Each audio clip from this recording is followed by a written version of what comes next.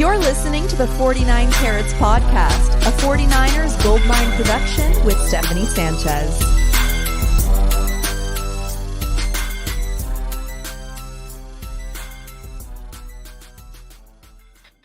What's going on, everyone? Welcome to another edition of the 49 Carats Podcast. I'm your host, Steph. It is Monday, July 22nd, and it is training camp week, baby. We're finally here. It's been a long off season. It's not quite over just yet, but I'm ready to have back to school vibes. So joining me to talk about just some things before training camp gets going here is my Monday co-host, Weston. I'm well. Happy Monday. I agree with your sentiment wholeheartedly. It does mean the summer's moving too fast, so I'm a little sad over that. But outside of that, I'm as eager to get back to meaningful football as you are. So looking forward to what the first week of training camp has to bring us. Yeah, it's weird. Like the summer moves fast, good times, some vacations here and there. That goes by quickly. But the off season, and I know that much of the off season happens during summer, goes by so slow. Like, make it make sense. I don't know what's going on, but make it make sense. All right. Well, Weston, we went all of last week's episode without naming thou who shall not be named, Brandon Aiyuk. But unfortunately, we're going to talk about him in this episode. So let's just get it out of the way, though, right? I'll be back next Monday. If you're good with it, let's just get it out of the way now, all right? And then we can move on to better things. Yeah? Amen. Yeah. All right. Let's do it. Agreed. All right. So, I guess this past weekend or, within the last week, Mike Florio of Pro Football Talk, he said that 5 teams were willing to pay Brandon Aiyuk what he wanted around draft time, right? And the reason I'm not even putting slides up for this is because I feel like we already knew that. Like, that's not new news, all right? And one of the things that he said along with this report is that the Patriots made an offer. We already knew that the Patriots made an offer. However, Florio did give us what that compensation would have been, which is pick 34 that the Patriots owned at the top of the second round. So, in hindsight, does that change anything for you, Weston, knowing that, the Pats offered 34? Would you have taken it? Does it make sense to you that the 49ers didn't take it? I would have absolutely not taken that, and it makes perfect sense to me that they did not take it. And the logic to me is simple. It's you invested a first-round pick in somebody who has been performing at a first-round pick level, so why would you take anything less than that? And I understand 34 is right at the top of it, but like for someone like BA, what his production's been, I look at it like I need a real first-round pick, which means it needs to be in the top 20 picks in the first round for me to even consider it. Everything else to me is second round or latter. So I think what I love most about this is tell me 5 teams, tell me 7 teams, tell me 10 teams were willing to pay BA's offer price. Good.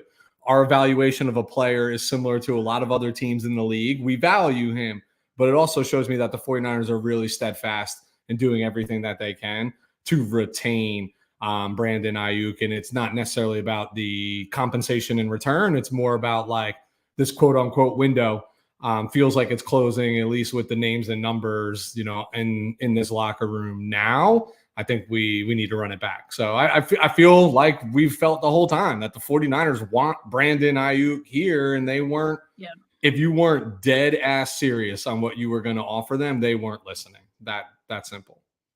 Yeah, and I think like we assumed that, right? Like, of course, if the 49ers were to trade Brandon Aiyuk, it would have to be something better that they could bank on in 2024, something that's going to make the team better in 2024 because of the window. So yeah, I think that's why a lot of us didn't think that any trade would happen for Brandon Aiyuk, and we still don't think that way, even though Brandon Aiyuk has requested a trade, right? That doesn't mean anything to me. Probably doesn't mean anything to the 49ers either. So all in all, like, the draft is done. Like, it's been done for months now. So these reports coming out now is just kind of like, meh. Like, I don't really care at this point, nor should we, right? But I mean, I just, oh yeah, go ahead. I was gonna say, I'm just confused why this is news now. You know what I mean? That's what I'm saying. Like, it's not interesting to me now. And I think anybody who's paying attention understands that, like, we knew teams were approaching around. I'm sure the 49ers were approaching other teams based on contractual situations with their existing players. Like, that is par for the course. That's part of the business. I don't understand why on July 22nd, this is relevant to understand what the Patriots offered the 49ers on April 27th or 28th or whenever, you know what I mean? Like, it just feels like we have nothing else to talk about on this subject, but we really want to keep it brewing. Let's throw out more out there, you know? Yeah. Florio's like, this is what I can offer you. News from a few months ago. Take it or leave it. And not to knock Mike Florio. I mean, listen, he does everything at a higher level than like what I'm doing on a daily basis.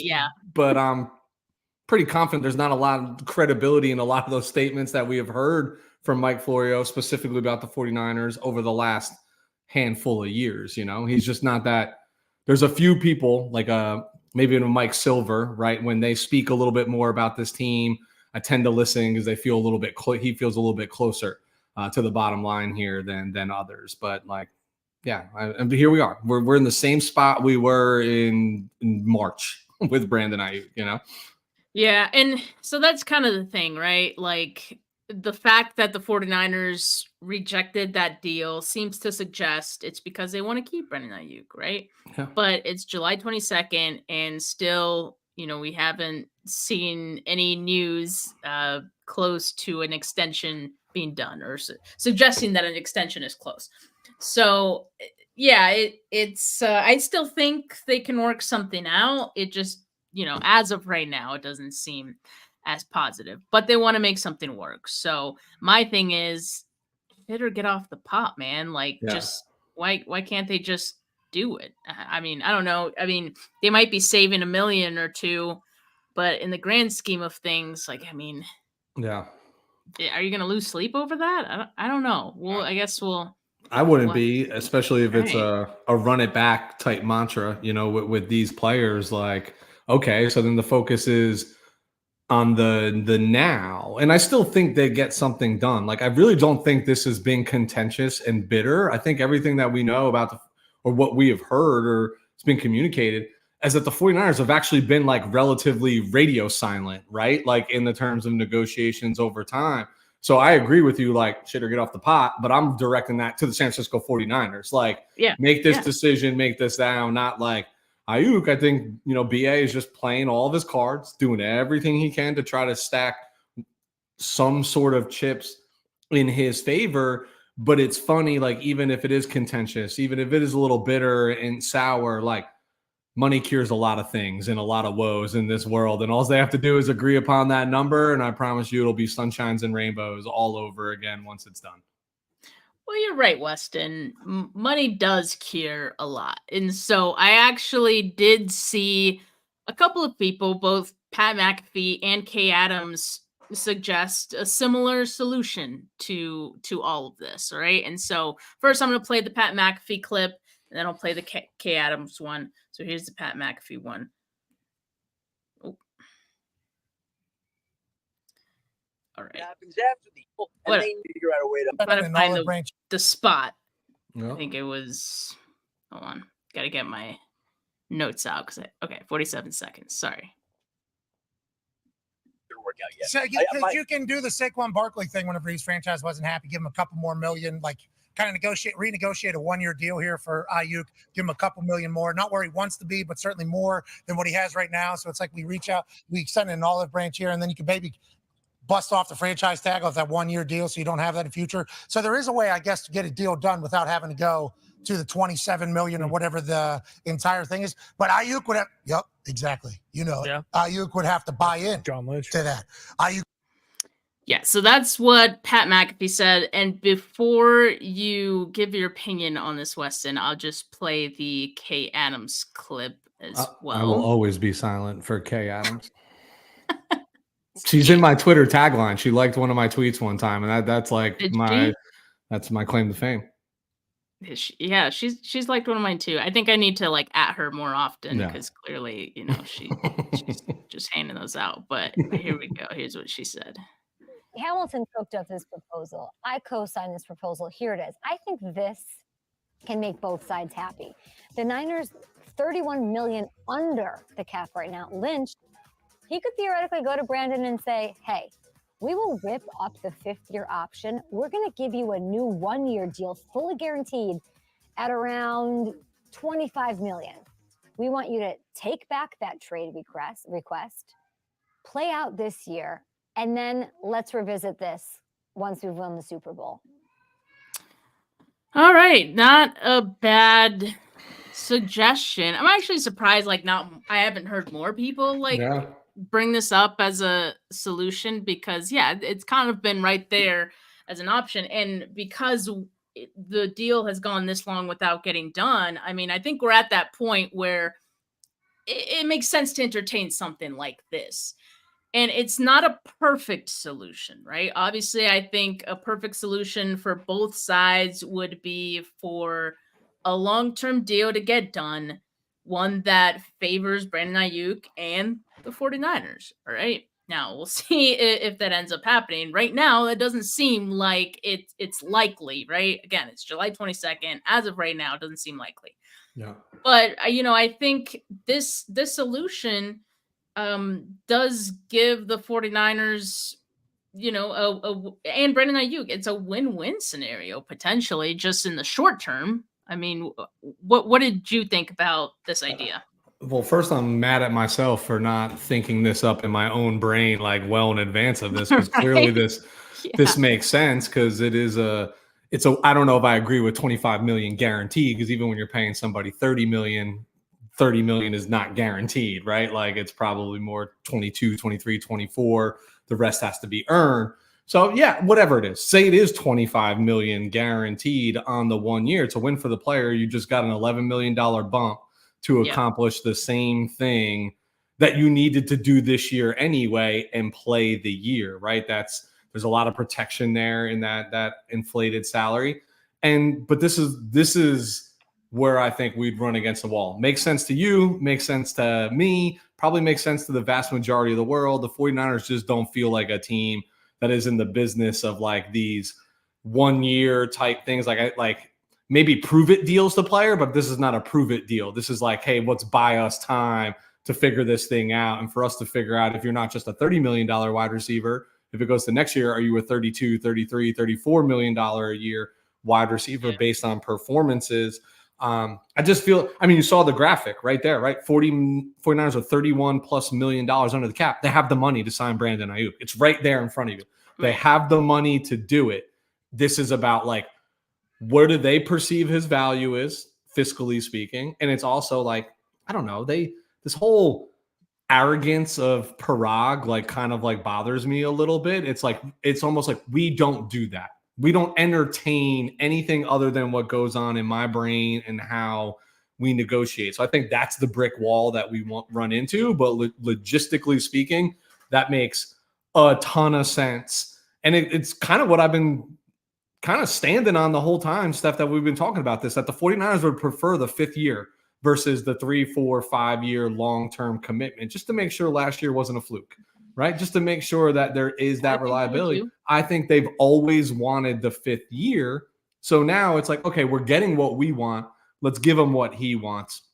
Maybe it's $6, $10, $12 million more for the 1 year. And it comes right off the books next year. It's right off the books. You know what I mean? So you're not kicking that can down the road. You just might be shooting yourself in your foot, because if BA goes for another 1,300-yard season, the number goes up. It goes up more than it is right now. You cross that bridge when you get to it. I agree. Listen, I believe this, Steph. I honestly believe this. We've always been talking about Debo, BA, who's the one who's going to be here next year. There's going to be a lot of different players that they have to look at contractually wise and revisit this roster. I think the outcome of this season really dictates how they view the future. Look, 49ers win the Super Bowl, I don't think they care what happens with contracts and things. They accomplished the goal, right? They finally got over the hump. They accomplished the goal, buys everybody good graces to go do what they want. But if they fall short, let's say it's a first round playoff exit, they might blow a lot of this up. You know what I mean? Like, so I think it's like, let's not overcommit ourselves. Let's keep who we can within reason. And that, again, that's why I think this 1 year option makes a lot of sense. And I think that's what the 49ers really wanted this whole time, was how do we get this amicably to a 5th year without BA? You know why you give him the $6, $7, $8, $9 million more? So he doesn't sit out games. You give it to him so he plays the whole season. That's why you do it, you know? That's literally the only difference between this 1 year deal and him playing on the 5th year option is you can make Brandon Aiyuk happy in 2024. You can have him, come to the building for training camp and be ready for the start of the season if you give him, a little extra million than what he would be playing for on the 5th year option. And, you can make some of that or all of that guaranteed, depending on how you want to do it. But I don't know. I think that's a legit option. Now, to your point, like, this isn't something that the 49ers have done before, but I don't think that should mean that it isn't something they should never do, right? Because, like, I don't think they've ever been in a situation where they hold this much leverage over the player. Like, you have the 5th year option. You can franchise tag them 2 years after that. I mean, that's a lot of leverage, but still, you have the risk of Brandon Aiyuk holding out. And not that I think a holdout would even last very long, but still, like, him holding out a week or two, that could hurt your team. And that could hurt your goal of getting the Super Bowl. Because when he eventually joins the team, let's just say it is in the first week of the season, but he's only been with the team for like 3 days before the season starts. I mean, that's not starting the season on a great foot right there, right? Like, he's gonna need time to get reacclimated with everyone and Brock Purdy and the rookies. Like, I don't know, like that's part of the risk here, I think, for the 49ers. That, yes, we keep talking about their leverage, all this and that. And yes, they do hold a lot of leverage contractually, but I think when you look at what this team is trying to accomplish, there's risks in having this go into the season, even though, hey, it might get Brandon Aiyuk to cave, but at what cost, really? Yeah, I just think with a team that was this close to winning the Super Bowl, you want as much continuity as possible. You want as much like momentum and good vibes and good juju, whatever you want to call it, like going into camp. You don't want these unresolved questions just lingering about, because call me crazy, call me what you will, but I feel like the 49ers got 2 very important chips stacked against them in this offseason. They lost the Super Bowl. We all have heard of the Super Bowl hangover before. In fact, we've seen what it has done to this team firsthand. And they have their best offensive player on the cover of the cursed Madden. Like, and I know that's not really like a thing so much anymore, but I'm young enough, or old enough, I should say, to remember when it was really a thing.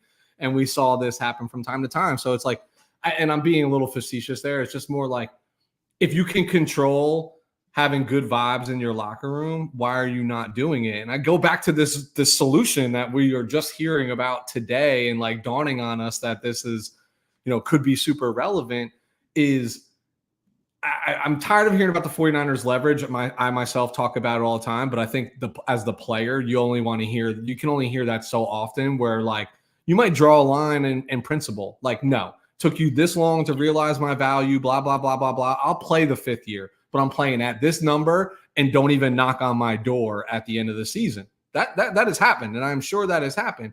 But if you could extend this $8-10 million more to him, like, look, let this be validation that we believe in you and we want you part of this team, so we can put some of the warm and fuzzies and the feelings aside to then give you a great platform to begin negotiations again next year. And honestly, that increases the value of return for BA. I would say not increase the value of return, but like it, because he'd be the free agent. So sorry, I was misspeaking. I don't know why I was thinking like contract extension there. Let me take a step back. It still like adds the value or the perception to the outside teams of like, God, they value this guy. Like, we're going to have to put this astronomical number out there, or the 49ers are going to be willing to match, right? Then it becomes like a bidding war at the end of the season. So I just think there's a lot of things that would bode well for the 49ers to explore that single year. But there's a risk. Right? Because some team, the Jacksonville Jaguars, could be like, we're going to pay that guy $40 million a year. Right. And if you're BA, you take that because that's a state with no income tax and you've been paying California income tax. You go to Jacksonville as fast as you possibly can. There's a risk with every, option for either side, I think. And so we'll continue to see what's going to happen. We do know that Brandon Aiyuk is going to hold out of camp. We can bet that much. Now, tomorrow, Tuesday, July 23rd, John Lynch and Kyle Shanahan are set to speak with the media at 11 a.m. Pacific ahead of training camp. And it'll be the first practice that I think the media will be available to see. And then later on this week, the practices will be open to fans on Thursday, the 25th. Plan to be there on the 25th. Really excited for that. But Weston, given that, we're going to be hearing from Kyle and John for the first time since the draft, and a lot of those questions that they entertained during the draft is still relevant today. What's something that you're kind of hoping to get answers to out of that presser? I just want, I know I'm not going to get this, so I'm going to be very lofty. I want to track the over under on how many times John Lynch says that Brandon Aiyuk is part of the future plans of the 49ers. I expect to hear that at least.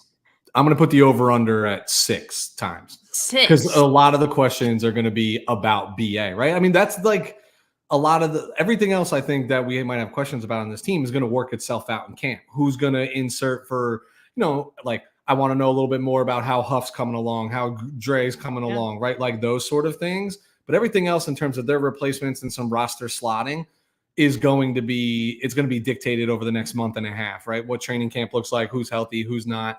But I want to hear some honest dialogue from Kyle on the evolution of Brock Purdy and what that might do for their offense. Is there going to be more trust placed in him?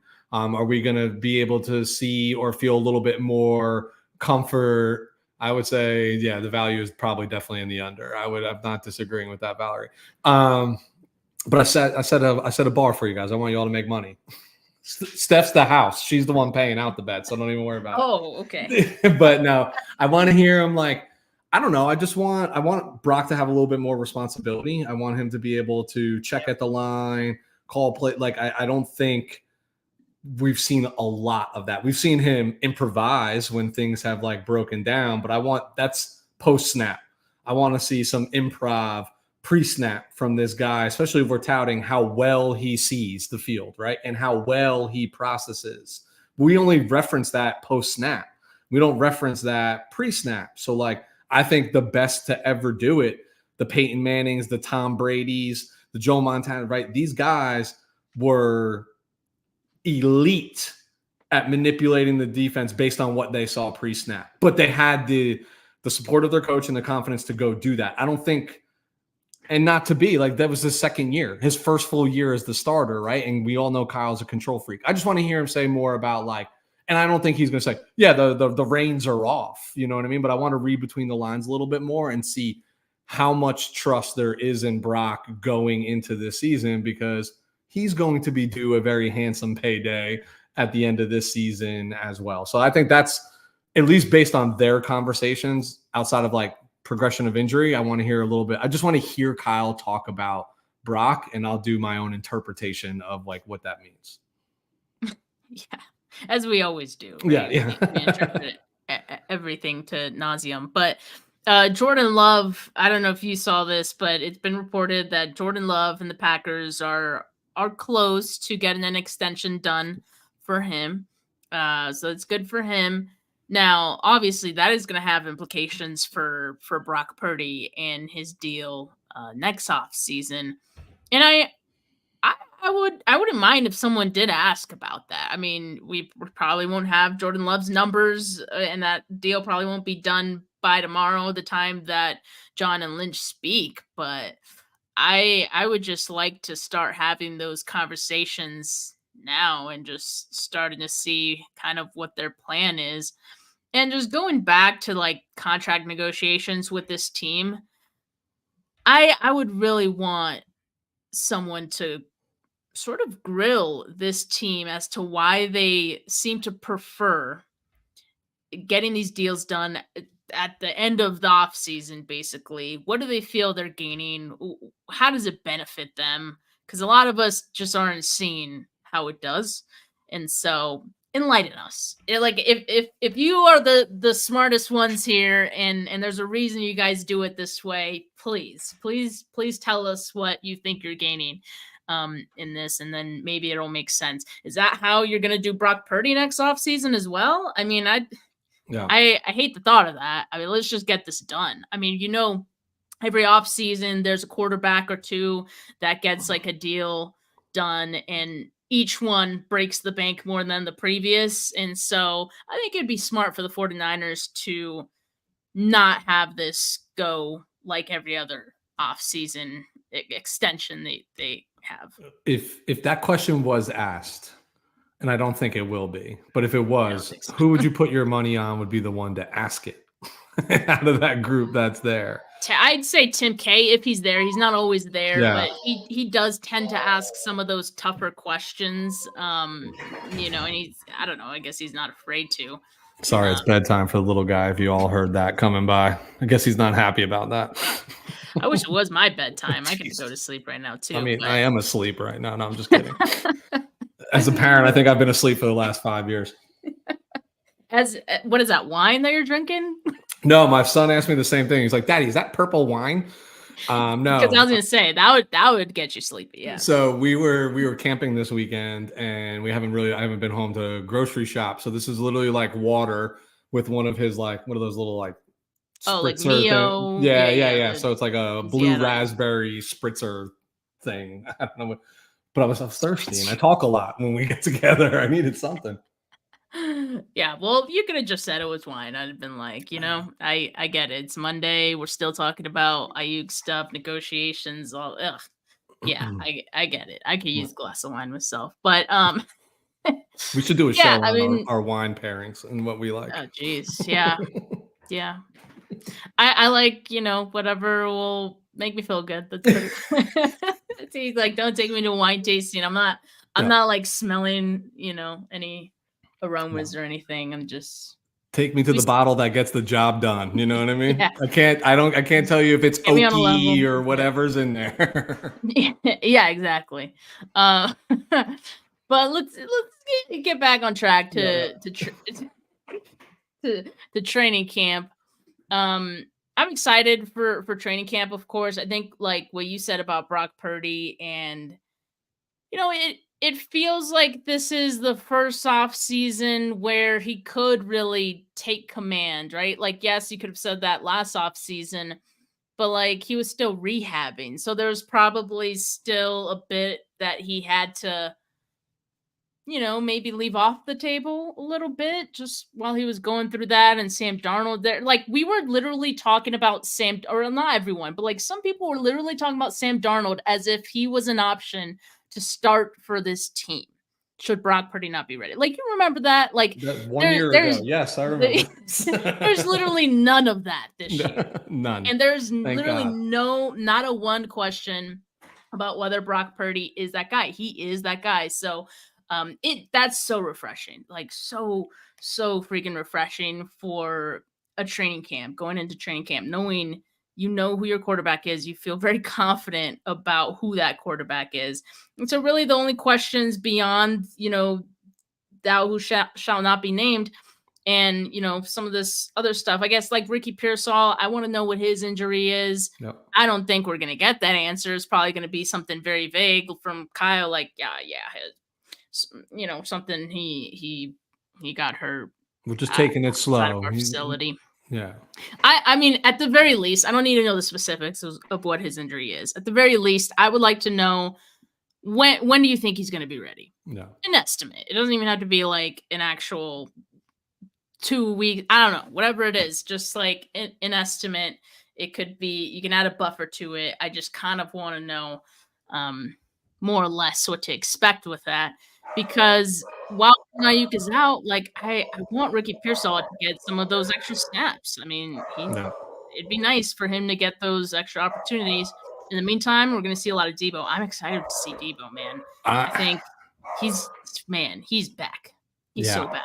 I was waiting for this portion of the conversation. I'm gonna talk louder so you can't hear my dogs. This is what happens. My house just caves at 7:30 every night. Is like about Brock. I want to see how Brock is controlling and commanding the offense. He's another vet now, coming off a All-Pro, right? A Pro Bowl nod season, played in the Super Bowl. Like, how do you handle yourself? How do you equip yourself? I think the 49ers offense knew what they had in Brock, or were confident in what they had in Brock. But now, like, do they just sit back and let this guy control it, right? Because we're going to start talking about number 13's team. And all this talk about the player that we shall not name, right, or that shall remain nameless this offseason, we've been quietly seeing Debo, like, busting his hump out there through the videos and the Instagram. And admittedly, he's felt out of shape for the last 2 years. And in shape, out of shape, don't really care. Debo is still arguably the biggest threat in the NFL with the ball in his hands still. So I want to see what it looks like when he's running 21 miles an hour, like we're being told, when he's hitting top speed. Because I think that's a version of Debo we've actually maybe never seen. We saw it maybe in 2019, but in limited fashion because he was still a rookie, right? And he didn't really catch his stride until much later in the season and through the playoff run. So what does it look like out of the gate for Debo? Is that's what I'm like excited to see, is that I always love who's here in shape, who's not in shape. And then selfishly, like, I need to see what the early D-back alignment looks like. Where's Demo? Where's Charvarius? Where's the rookie from Florida State? Like, where's he going to line up? Is Mustafa going to get rep? Like, I just need to see what what the ones and twos look like once we see pads. Like that, those are the things that I'm most excited for. I feel like we know how the chips are going to fall otherwise. I think we could literally handpick and name what the starting offensive line is going to be. You Stencil in 85. Christian McCaffrey's back there. Juice is back there. We know Jawan's extended, right? The defense has some questions. I want to see what the new defensive line, like what they look like, how they gel outside of Bosa, Fred Warner. What's he look like without Dre, with his partner? What does Batman look like without Robin? You know what I mean? Like, running next to him is kind of, that's what I want to see and how that shakes itself up. But Debo, I don't think we talk about this enough. Debo is my favorite player on the 49ers. I don't think I say this. Like, I lobbied for my dog to be named Debo, not Purdy. Obviously, I lost. But that being said, like, this is the most excited I've been for him outside of like his rookie year to see what he is capable. I mean, what we saw in 2021, that's what he's capable of. But even that was the back half of the season out of necessity. I didn't have this like angst going into the season like I do right now. Like, I need to see what this looks like. Yeah, and like I think we know it's not going to be exactly like the 21 season, just because the volume's not going to be the same, right? The role's not going to be the same. You have Christian McCaffrey in the mix as well, and all these other playmakers. But I guess like I'm excited to see Debo, I guess, take more of a bigger role and a bigger sense of responsibility in this offense. I really do feel like among everything else that's going on in the wide receiver room, and the uncertainty of all that, I think he took it personally that after the Super Bowl, like a lot of people maybe, looked at him. When you watch the show Receiver on Netflix, I haven't watched it yet. Okay, I'm not spoiling anything. I've seen enough clips. Like, you're not spoiling nothing. You go. He watches a lot of like ESPN, like NFL. Not like he's tuned in to what things are said about him or just the team in general. Like, he pays attention. Let's just say that. And so he probably heard a number of people, saying that maybe he let the team down in the Super Bowl, things like that. I feel like he probably took that personally. Some of that's probably going into his preparation for the season. It's not a bad thing. Definitely not a bad thing. I think, what I'm seeing, I'm excited for. I mean, I'm sorry. I'm just excited about this topic. I want to see how it translates to, like, is he finding his skills as a wide receiver, not the offensive weapon? Because I agree with you. There's less of this ball to go around. Yeah. Like, this is the why not, right?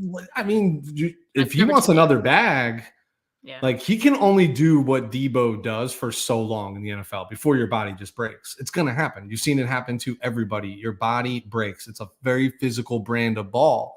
But remember players like Marvin Harrison, who, consistently all-pro after all-pro, 120, 130 catches a year, Hall of Fame wide receiver. Like, I never saw that man get tackled, right? Like, he just got the ball, got open in space, get down.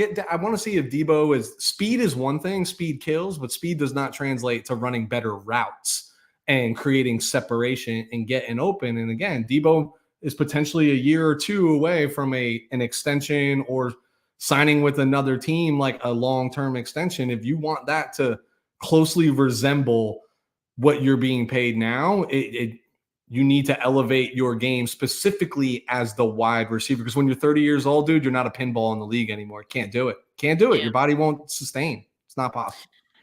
I mean, we saw it last year with just some of the injuries that he dealt with, and the shoulder thing that was kind of reoccurring a couple times in the season. So yeah, it's definitely true.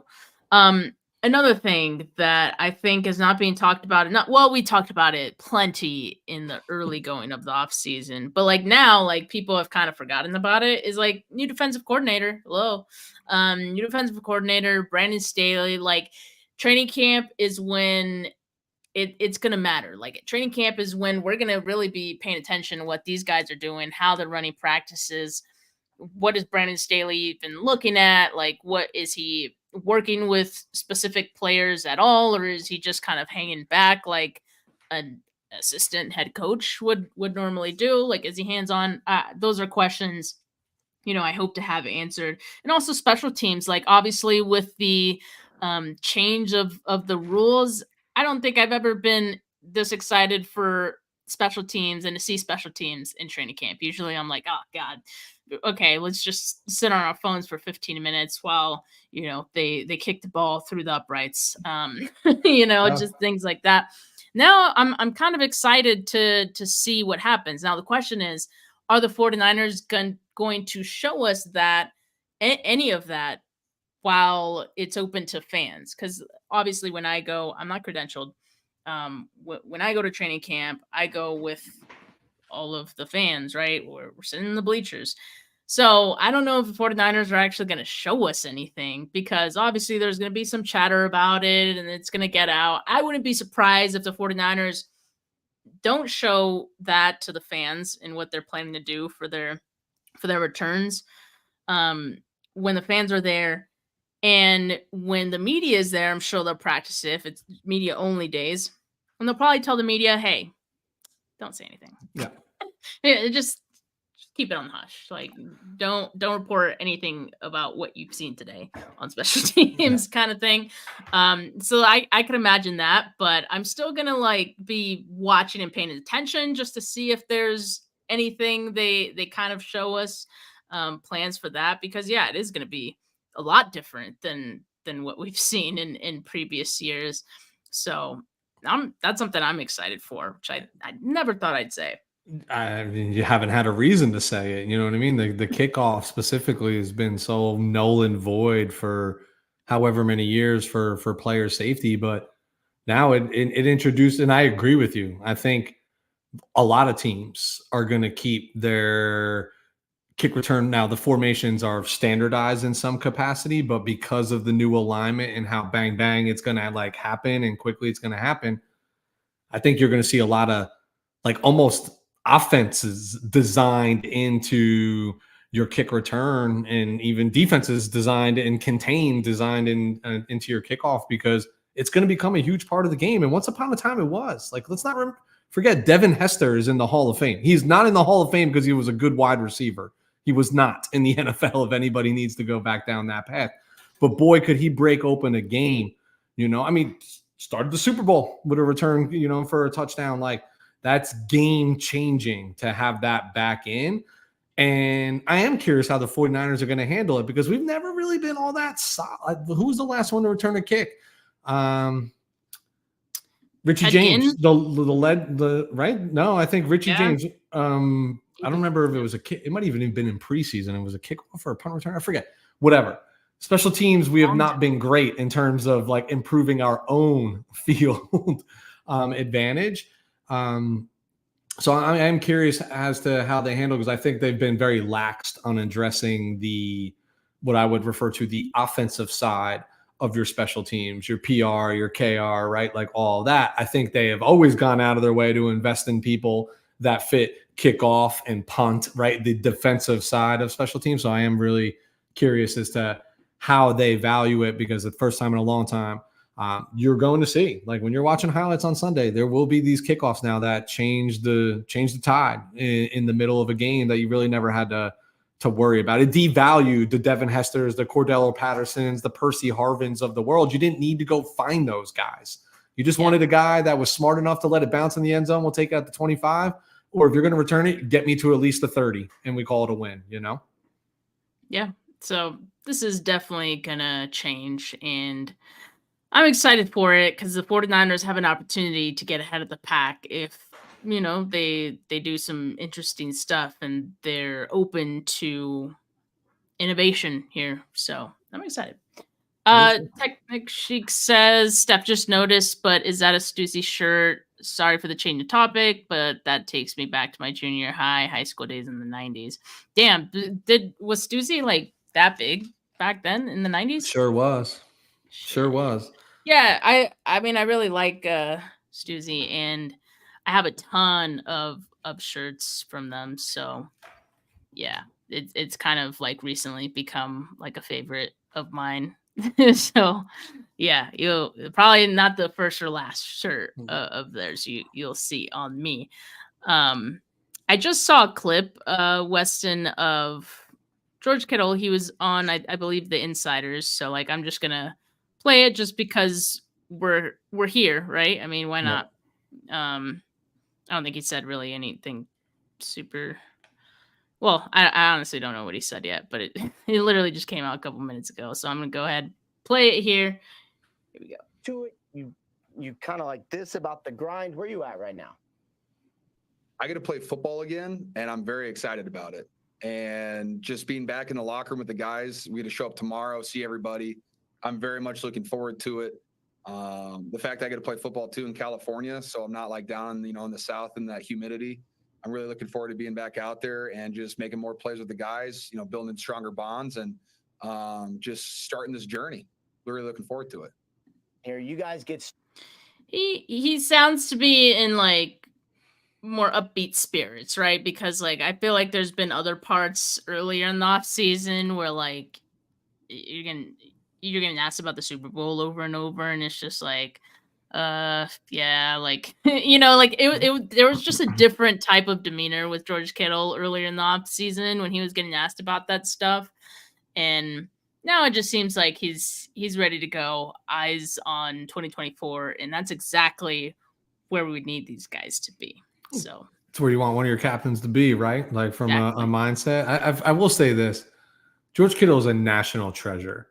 And 49ers fans, I want you to understand that you might not, especially some of the younger group, you might not appreciate it now. But when he's not here, you'll look back on it and be like, God, it was so awesome just to have this guy around that. Yeah. And he's not alone. The NFL's littered with him. This is just our version of it, of a guy who just genuinely loves the game, right? Like he has love for the game. Yeah, it's easy to love something when you're getting paid handsomely to go out there and do it, etc. But that clip right there reminded me, like, I agree with you. I thought he was frustrated in the offseason, but I thought he was tired of answering the same questions all the time. When it's a guy who nobody's questioning George, right? They're just questioning about other players, other circumstances. Like you never question his effort. And if you're going to answer questions, you want them to be about you. You don't want them to be about like somebody else. And he's so relentless, but like That clip right there just showed me like this guy just wants to get back doing the thing that he fell in love with as a little kid and has been doing his whole life. Because here's a true Steph. Super Bowls are not won from February to July. They're just not. You know what I mean? Like, yeah, you can accumulate. Remember the Philadelphia Dream Team when they acquired all those people, Nnamdi Asomugha and Vince Young and a million other free agents that they brought over? That team was terrible, right? So it's not about the talent. It's about, yes, it's easier to win when you have talented players, but this is still the ultimate team sport. And when you see somebody, I would love for George Kittle to be on my team. You know what I mean? Like, I feel like he rejuvenates you, makes you feel your youth again. And I'm glad to see that that's the smile on his face a day before the report. Yeah, he's back, baby. He's back. He's going to have the F Cowboy shirt on in a minute. You know what I mean? Yes, indeed. And yeah, again, tomorrow, Tuesday, 11 a.m. Pacific, John Lynch, Kyle Shanahan going to be speaking with the media. Training camp practices will get going. We're going to have more things to talk about here very, very soon. So tomorrow, 2 p.m. Pacific, I'm going to be joined by Sal Castaneda from KTVU. He's always interviewing me on KTVU. So now I got to interview him. We're going to talk 49ers. So really excited about that. And by then, we'll have some quotes from John Lynch and Kyle Shanahan to talk about and marinate on. And also tomorrow, with Desi at 6 p.m. Pacific, we're going to be doing another watch party for Receiver. This time we're watching the final episode. This is the one where talk about the Super Bowl. So like I was like, need emotional support here. So we're doing another watch party for the finale of Receiver, 6 p.m. Pacific. But for now, those of you that tuned in today, make sure you like this video. Make sure you subscribe to the channel. Audio listeners, leave a rating, leave a review. Appreciate you guys as always. And thank you, Debbie. Thank you, Technic Chic. Thank you, Kenny. Thank you. Throwback was in here, I think. No, but thanks, Throwback, anyway, because he's always in here. Appreciate everyone that's come on and has left a comment. Always appreciate that. But for now, have a good rest of your Monday, folks. Peace.